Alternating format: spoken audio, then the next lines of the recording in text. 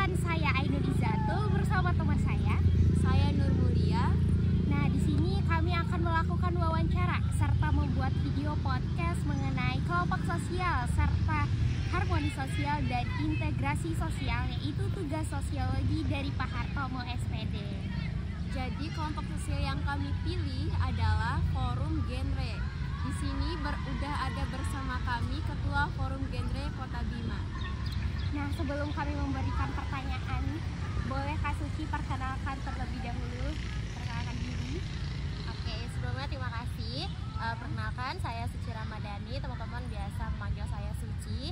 Saya sekarang sedang menempuh pendidikan sebagai mahasiswa ilmu komunikasi semester 4 di Universitas Bojobima. Jadi guys, namanya adalah Kak Suci.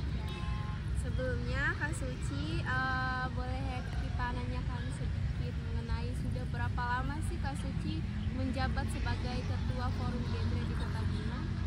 Oke, kalau saya sendiri sebenarnya gabung di Forum Genre itu udah dari tahun 2021 dan menjabat sebagai ketua itu sudah dari tahun 2022. Jadi satu periode itu 2 tahun. Berarti sekarang hitungannya sudah 1,5 tahun lah kira-kira. Ya, lumayan lama ya, bisa dibilang lama. Benar. Nah, Kak Uci, menjadi ketua kan tidak mudah, tentu aja ada prosesnya gitu. Boleh diceritakan bagaimana sih proses Kak Uci menjadi ketua? Apakah Kak Uci ini menjadi anggota dulu atau gimana, ada seleksinya? Boleh diceritakan? Oke, jadi Kak Uci kan memang sebenarnya sudah bergabung di Forum Genre dari tahun 2021 ya. Jadi di tahun 2021 itu masih sebagai anggota. Nah, sebagai anggota terus Kak Uci akhirnya mendaftarkan diri sebagai calon duta genre. Jadi di Forum Genre itu ada yang namanya duta genre.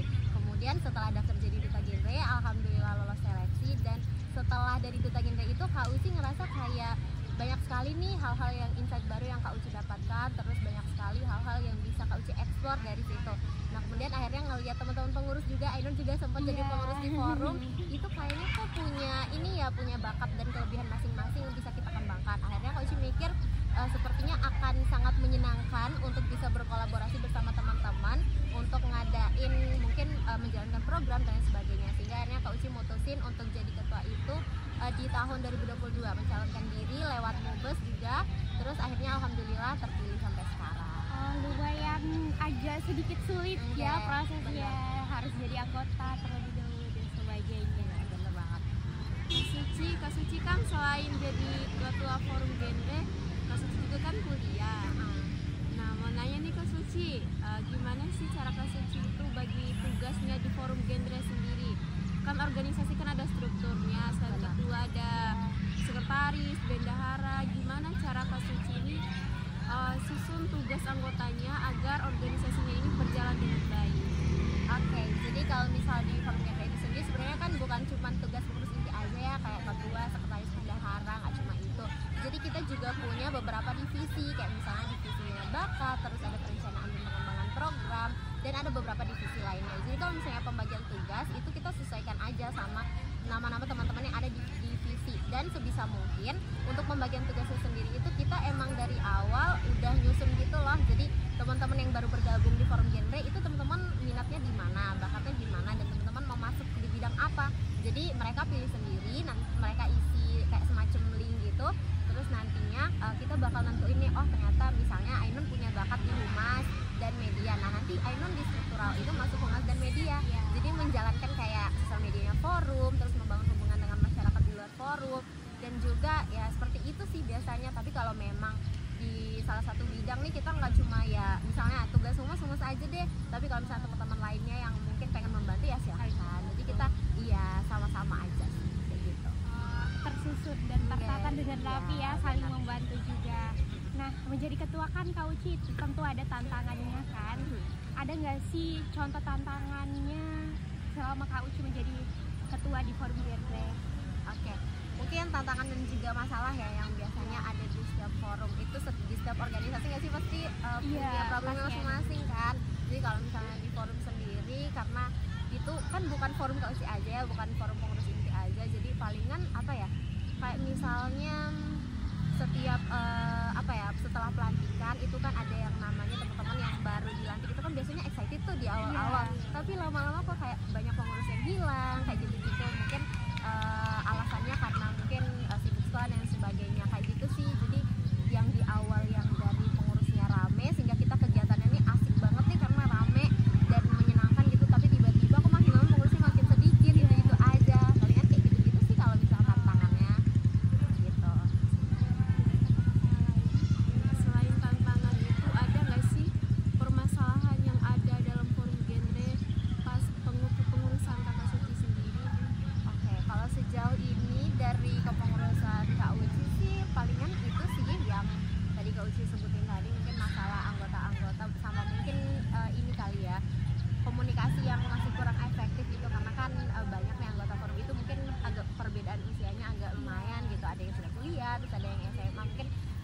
cara mereka berkomunikasi tuh beda-beda, jadi masih ada yang kayak circle-circlean, Iya. cuman sebisa mungkin itu kita atasi sama-sama gitu.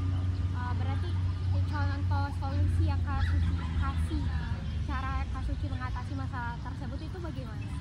Kalau misal solusi sendiri sebenarnya Kak Uci di setiap permasalahan itu Kak Uci selalu pegang teguh satu solusinya tuh cuman komunikasi sebenarnya, karena kita bisa tahu gitu loh akar masalahnya itu dari kita komunikasi. Kayak misalnya tadi banyak pengurus yang tiba-tiba nggak aktif nih di organisasi. Nah Kak Uci sebagai ketua harus bisa jadi penengah dan cari tahu nih kira-kira kenapa nih dia nggak aktif. Jadi Kak Uci sama ini alhamdulillah masih bisa membangun komunikasi yang intens dengan teman-teman pengurus. Jadi ditanya dulu nih, kira-kira kamu kenapa sih udah mulai nggak aktif. Kalau misalnya dia bilang karena tugas sekolah Kak kayak gini ya berarti kita harus berusaha memaklumi dan mencari solusinya sama-sama. Atau kayak misal, aduh saya kurang aktif karena saya nggak suka sama si ini nih Kak di forum, jadi saya males kayak gitu.